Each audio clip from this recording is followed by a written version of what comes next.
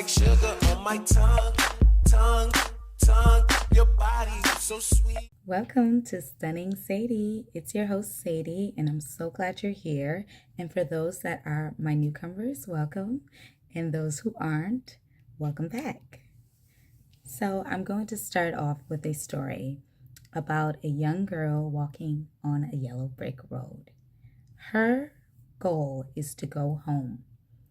And in that goal, but instead she thinks about, she's romanticizing the goal. She's like, I want to go home. I cannot wait to go home. I'm ready. And so she starts to walk, and a challenge shows up. But instead, she decides to just sit down and say, you know what? I'm just not going to go home. It's just not going to happen. This challenge is too hard for me. And that's the end. It's not a good story, is it? But so many of us do what that young girl does in the story. We romanticize the end and not think about the journey. Now, fast forward into a different story, The Wizard of Oz. This is also a story about a young girl who wants to go home. But instead of only thinking of the goal, she also decides to enjoy the journey. She walks, she meets new friends, and she carries on in terms of finding home. And she eventually does get to that goal. Now, The Wizard of Oz wouldn't be such a good story if Dorothy just gave up at the first chance of her the first chance of a challenge. She carries on, she meets these friends, she helps them along the way, and she continues on her journey. I'm going to help you today to stop sleepwalking. I'm going to tell you the signs of how you know that if you are sleepwalking in life. Step 1, you romanticize the journey way too much. Okay? What do I mean by that? Let's say that you want to start dance classes, but you have a full-time job, but you really want to do dance classes. So you romanticize dance classes. You see yourself learning the cha-cha, the tango, the merengue, salsa, and in your head, you're just this amazing being, and everyone is clapping for you, throwing roses at your feet, and it's a great experience. But let's go to the reality of it. You're tired, and you're going to dance class after work. So on top of that, you have to build some strength to also dance after an 8-hour shift. Next, you find out that your dance partner is very much so experienced and you are not. You find out you have 2 left feet and you keep stepping on your partner's foot. So gets you a bit self-conscious. And lastly, the dance classes, you cost money. So when you want your special coffee for work the next day, you can't, and you have to make your coffee at home. So you're not only that, but you're making sacrifices. These things are part of your journey, but you're only romanticizing the goal of the roses at your feet and you being an expert dancer. So at these 3 challenges that you didn't expect to happen because you didn't imagine challenges to arise, because of course it was a fantasy, it was a dream, it wasn't reality. So what happens is you decide to quit. And now that dream of being a amazing dancer and roses at your feet are gone. That is also a way for you to know that you're daydreaming, when you're romanticizing the finish. How do we combat that? We have to romanticize the journey. So instead of, thinking about, I have to do dancing after work, get a cute dance bag, maybe one with like bows or frills or charms. You get a nice dancing outfit and you get yourself excited. Put on some tunes in your car while you're driving to the dance classes. Next thing to combat the second challenge with your partner being an expert, you apologize. You tell your partner, I will work a little bit extra, or act interested, because obviously you're interested in dancing. So ask for help. Say, okay, how can I dance, move a bit better to help and, not step on your foot as much? Ask for tips. And lastly, I believe it was the coffee.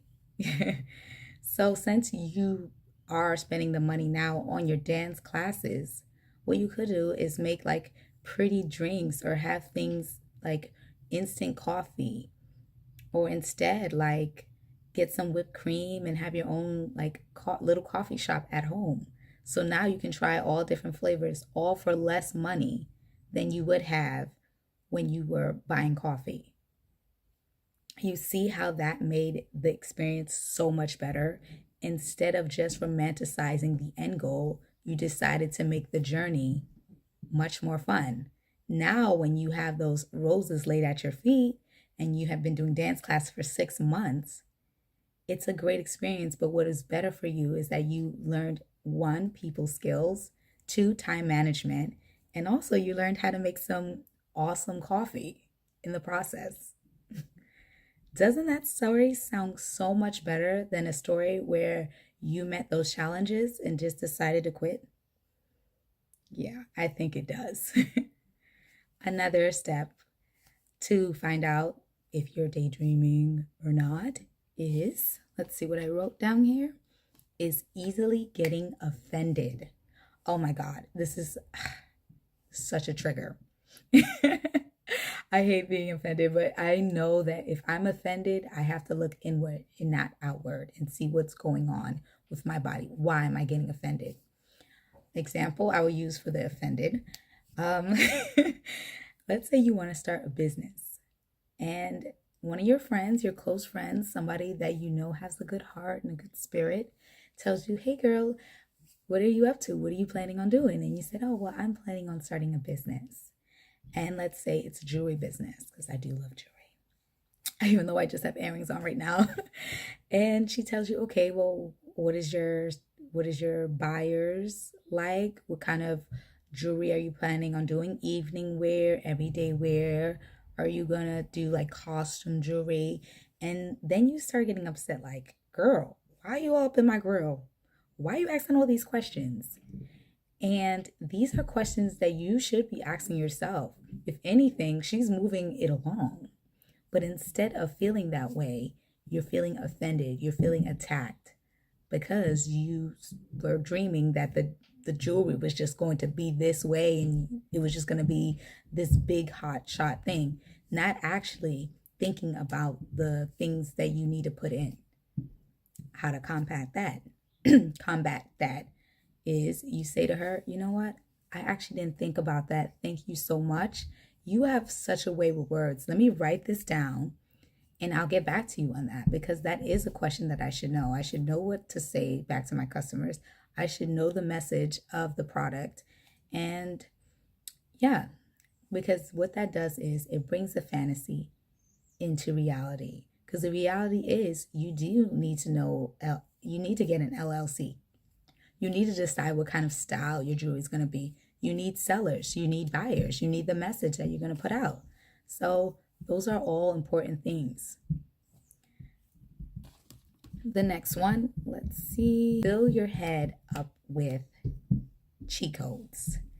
Instead of doing the hard work, you want it to be easy. You want like somebody to give you the answers and everything to be perfect. You don't want to make a mistake. Your fear is that you're afraid of being a beginner. You want to have it right now. And that's just not going to happen. And the funny thing is that I do love about the Wizard of Oz is with Dorothy, she always had the way to go home. So that means what you have, it's already in you. That's why it's a dream, because it's something that's in you already.